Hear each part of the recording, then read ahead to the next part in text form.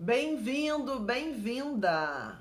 Este é o Terapeuta Mestre de Si, programa que vai ao ar todas as terças-feiras, às 20 horas.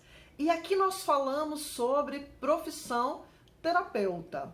Mas o que nós falamos realmente é a formação do terapeuta, a formação psicológica, os aprendizados que um terapeuta precisa ter, a autoconfiança, os conhecimentos prévios sobre a personalidade do seu cliente e todo tipo de assunto que possa sim dar mais autoconfiança, dar mais segurança para que você seja um terapeuta mais assertivo e mais resolutivo na sua profissão. O meu nome é Karin Liege, eu sou terapeuta holística há mais de 30 anos.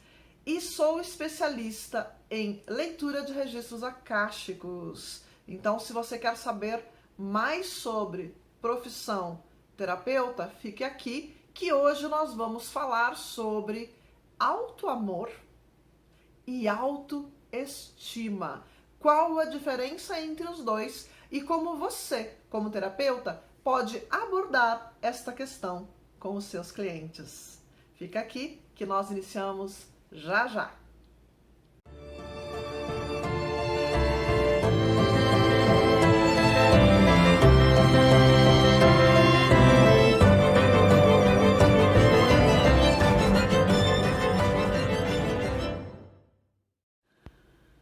Vamos falar então sobre o que é autoestima e o que é autoamor. Qual a diferença entre eles? E como o terapeuta deve abordar essas duas situações. Então, a primeira coisa que nós vamos falar é sobre o termo mais conhecido que nós falamos, que é autoestima. Autoestima, na verdade, se você for procurar um dicionário, você vai ver que autoestima é a visão que nós temos, o julgamento que nós fazemos sobre nós mesmos. E essa visão, este julgamento, ele pode ser positivo ou negativo. E onde inicia este processo de formação da nossa autoestima? Esse processo inicia juntamente com a formação do nosso caráter, a formação da nossa personalidade. E rapidamente aqui eu vou narrar sobre 5 tipos de personalidade, para vocês entenderem como funciona essa autoestima, como funciona a formação dessa autoestima. A primeira fase do caráter, ela é formada ainda no útero. Nós chamamos essa fase, primeira fase ou fase esquizoide. A fase esquizoide ou primeira fase, ela está relacionada à formação do cérebro e da formação da mielina nos neurônios. Conforme a mielina vai se formando, e ela começa a se formar a partir do cérebro e vai descendo para o resto do corpo, através dos nossos neurônios, obviamente, é quando as informações se encontram presentes ali. Então essa é a fase do esquizoide, a fase onde a mielina está presente, principalmente no cérebro. Então a criança que tem muitas memórias dessa fase, dores, processos de trauma, de rejeição, a principal dor dessa criança vai ser a dor da rejeição. Mas também vai desenvolver o processo criativo. São pessoas que são muito introspectivas, muito criativas, muito imaginativas. Geralmente vivem num mundo de sonhos. Poderão ser excelentes escritores, poderão ser excelentes criadores de jogos virtuais, poderão ser excelentes cientistas. Porque o processo desta pessoa sempre vai ser mais um processo de solidão, de estar só. Então, a autoestima dessa pessoa é muito sensível e ela precisa de aprovação. Ela precisa sentir-se sempre aceita pelo outro. Percebam que quando a dor nesse processo, quando a pessoa tem um traço esquizoide mais forte do que as outras pessoas, geralmente vai ter a necessidade de aprovação. Então, se há um processo de dor nessa fase, a autoestima com certeza vai estar um pouco baixa, mas isso pode ser trabalhado a partir dos seus pais, a partir da educação, a partir de como ao longo da vida dessa pessoa as outras pessoas vão interagir e como ela mesma vai entender a sua própria necessidade de aceitação ou não. Aqui vem, obviamente, os processos terapêuticos. Você geralmente vai reconhecer essa pessoa, porque geralmente são pessoas que têm uma estrutura óssea miúda. São pessoas que têm ossos finos e compridos. São pessoas que vão ser geralmente mais miúdas. Certo? A segunda fase é a fase oral.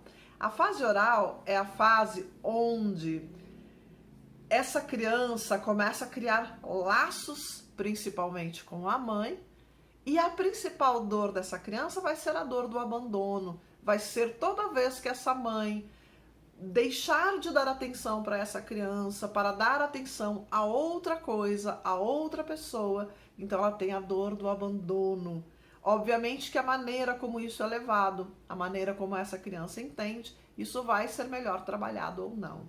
Então, a autoestima desta pessoa que tem uma dor nesta fase, que tem um trauma nesta fase de formação, vai ser uma autoestima de ser amado. Ela precisa demonstração física de afeto, ela precisa ser abraçada, ela precisa ser afagada. Então são pessoas geralmente muito carentes, são pessoas que quando você dá qualquer abertura, ela se gruda em você, fisicamente mesmo, ela abraça você, né? Ela gosta de ser pega no colo, né? Então são pessoas que têm geralmente esse comportamento.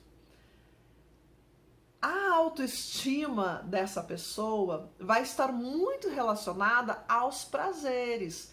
Quando ela sente falta de alguma coisa, ela vai se dar o prazer. E esse prazer, na grande maioria das vezes, ele vem pelo oral. O seu oral vai ser comer, beber, falar, se comunicar, beijar na boca, né? São prazeres que o oral tem. Sorrir, falar também são prazeres. Então são pessoas que você vai perceber que falam muito às vezes e precisam ser ouvidos, Então a autoestima das pessoas que têm traumas nessa fase está muito ligado a o que você pode dar, o quanto você pode escutar para essa pessoa. A fase oral, ela geralmente traz um dom, que é o dom da comunicação. Então, pessoas nessa fase que estão com a sua autoestima boa são excelentes comunicadores, são excelentes escritores também. E podem ser excelentes artistas, porque vão ter o dom da comunicação, da expressão, quando estão em equilíbrio. Em desequilíbrio, falam demais, e quando não podem falar, comem demais. São pessoas propensas tanto à bulimia quanto à anorexia. A gente chama de oral da falta e oral do excesso, certo? Então, se a autoestima está boa, são excelentes comunicadores. Se a autoestima não está boa, falam demais ou falam de menos. A terceira fase, que é a fase do narcisista, é a fase também que se chama de psicopata, mas a gente confunde psicopata com doentes, não é? Com assassinos, etc. E não é isso que eu estou falando, mas é a fase da formação, é a fase narcisista. Que significa isso? Significa que nessa fase a pessoa desenvolveu uma percepção sobre si mesmo. E se tiver algum problema nessa fase, onde essa pessoa se sente usada, onde essa pessoa acha que a sua importância só tem por aquilo que ela tem, por aquilo que ela dá, por aquilo que ela recebe, por aquilo que ela faz, não por aquilo que ela é, então a gente diz que essa pessoa se torna um narcisista. Ela é o centro, né? Ela é aquela pessoa que ela vai manipular para ter, manipular para conseguir chegar onde ela quer. Porque foi assim que ela aprendeu, foi assim que foi ensinada.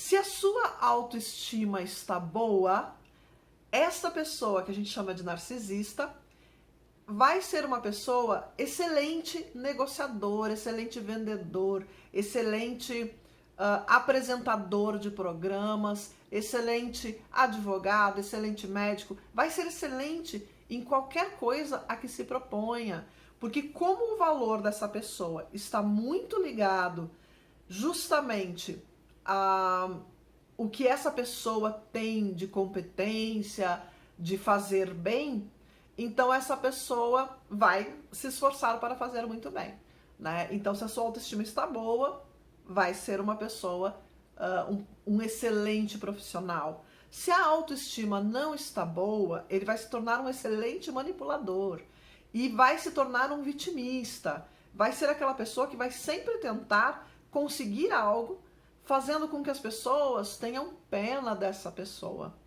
fazendo com que as pessoas deem para ele, de qualquer forma, aquilo que ele precisa, certo? Então, é uma fase que traz uma das questões mais fortes, que é a manipulação, e nós conhecemos muitas pessoas por aí que são vitimistas. Geralmente, o vitimista é também um narcisista.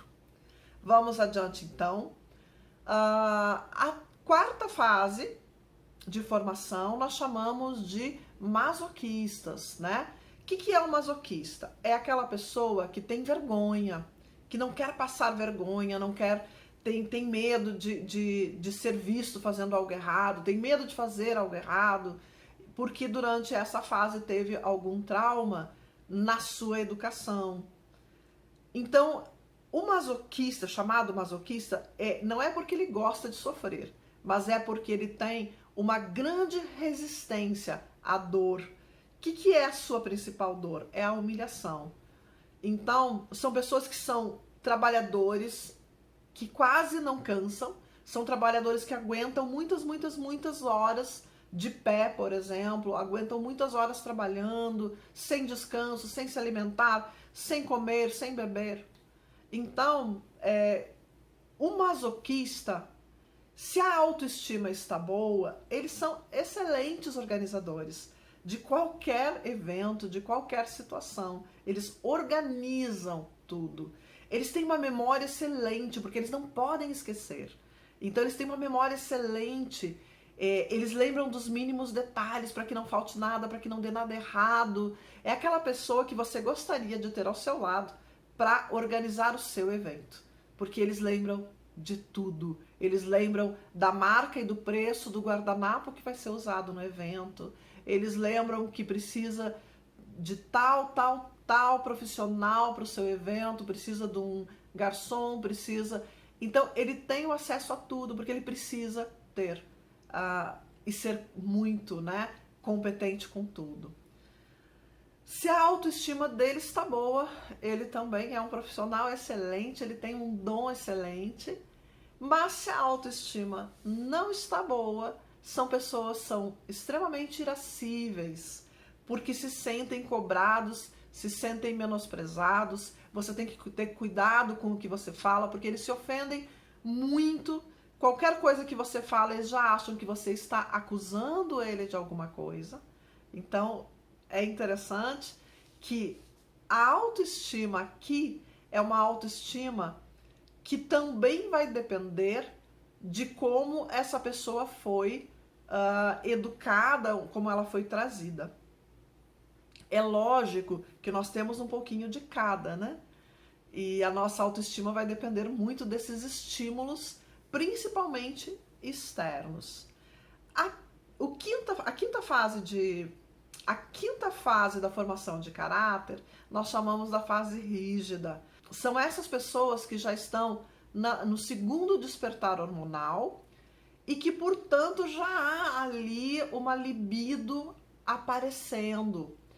Essas pessoas, elas tendem a ter uma autoestima muito ligada à questão do seu sex appeal, à questão da sua imagem física. São pessoas que querem ser bonitas, que querem ser reconhecidas como pessoas bonitas.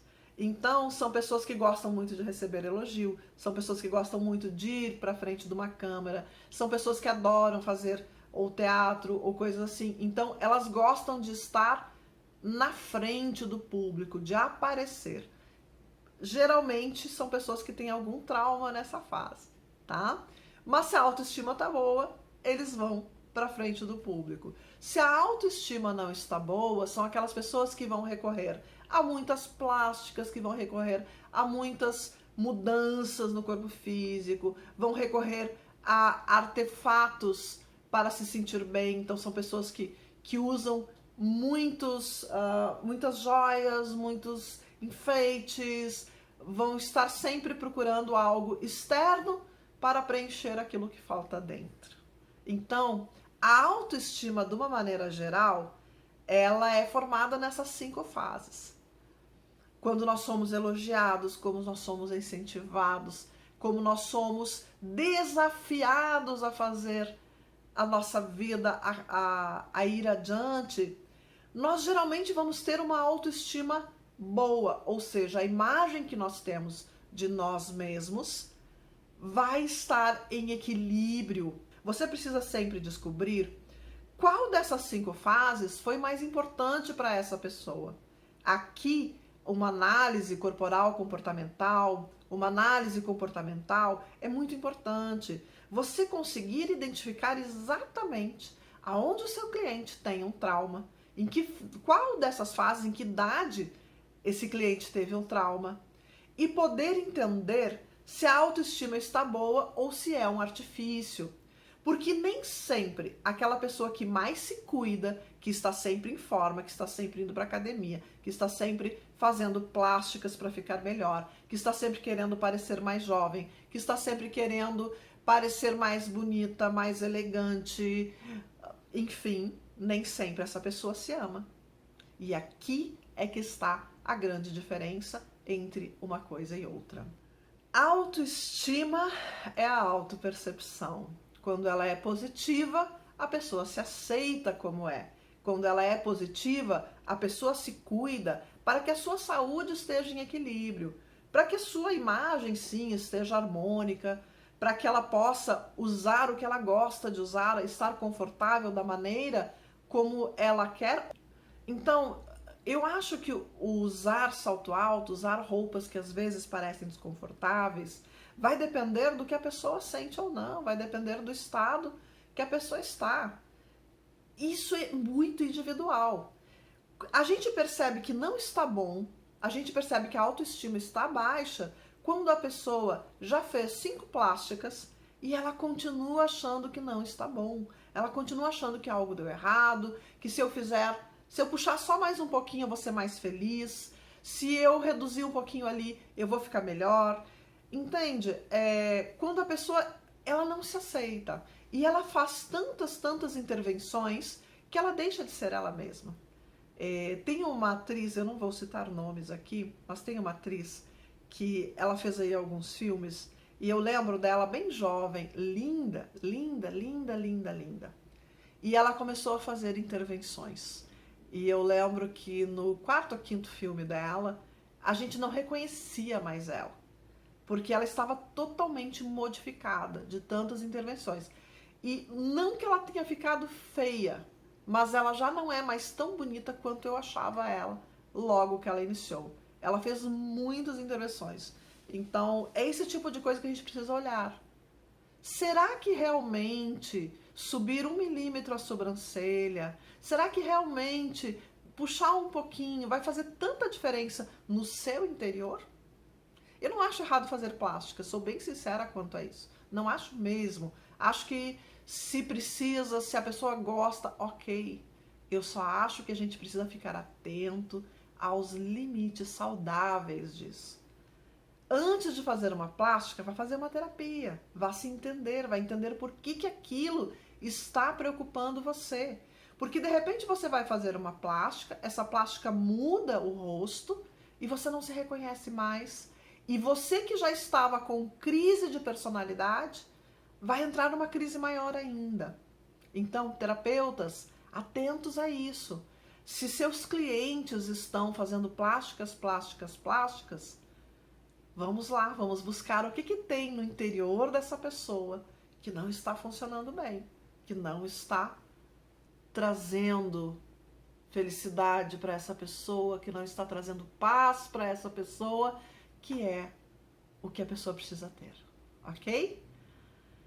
Então, sobre a autoestima, é preciso ficar atento. É preciso ficar atento, ok? Entender o que para aquela pessoa é o mais importante. Vou dar um exemplo.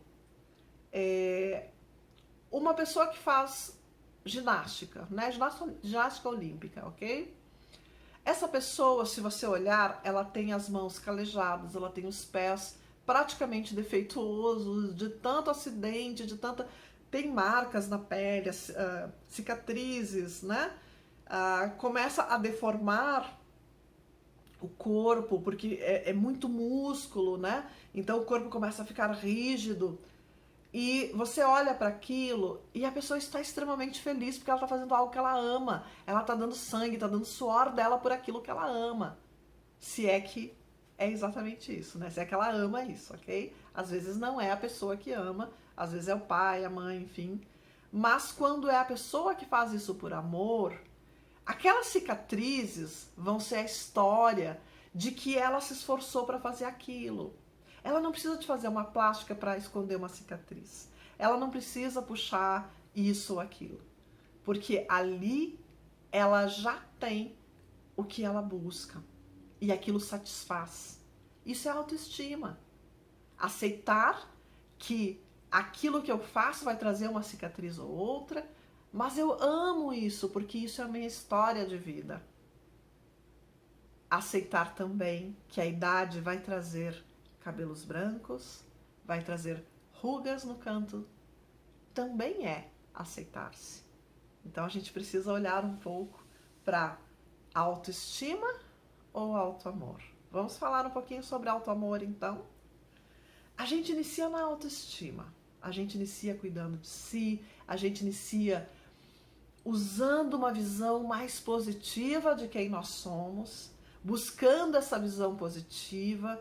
Para isso, nós devemos olhar sim para a nossa infância, buscar lá na nossa infância quais são as memórias que estão me machucando por dentro, quais são as expectativas que não foram cumpridas, quais são as dores que eu ainda carrego e que vão entortar um ombro, e que vão fazer eu andar assim, e que vão fazer eu andar com o rosto todo fechado, que vão fazer eu andar com, né, a cara toda enrugada de tristeza, de dor.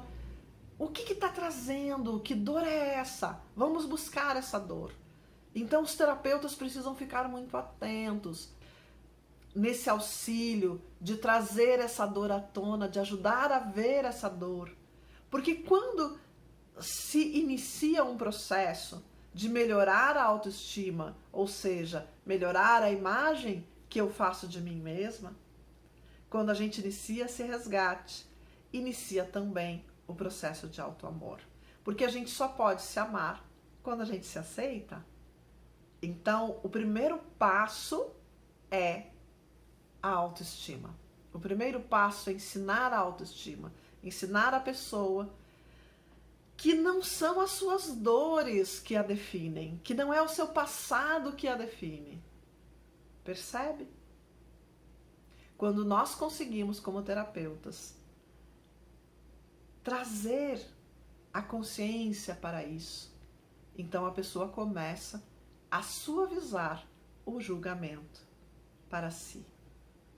E quando ela começa a suavizar esse julgamento, ela está pronta para iniciar o seu processo de autoamor.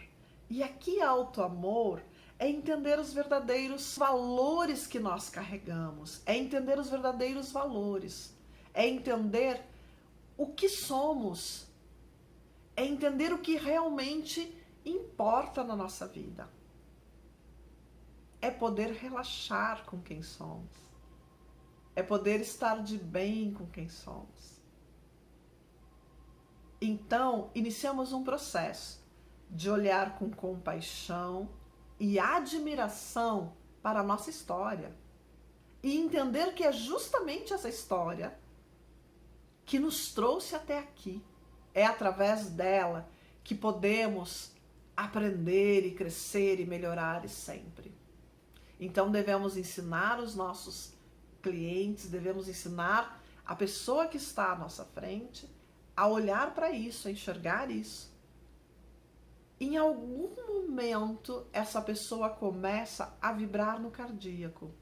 Quando ela está vibrando no cardíaco, a sua consciência está no quarto corpo sutil.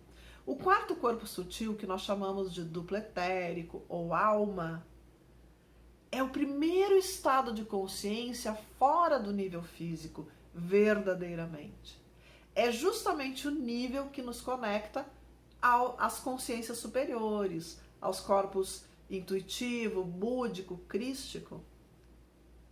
E somente a partir dali que nós podemos chamar de amor verdadeiro. Por isso que o cardíaco, o coração, né, como órgão que ama, o cardíaco como chakra do amor, porque é a conexão com o eu sou, é a conexão com os corpos superiores. Só existe amor verdadeiro daqui para cima, ou seja, do chakra cardíaco para cima, do quarto corpo para cima. Ensinar a pessoa que está à sua frente a fazer uma conexão com o eu sou.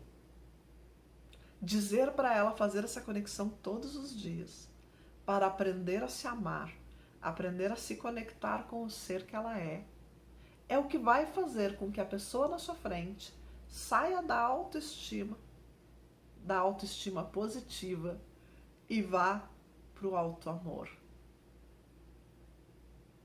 Essa conexão, ela nos alimenta de uma energia ou consciência que nós chamamos de amor.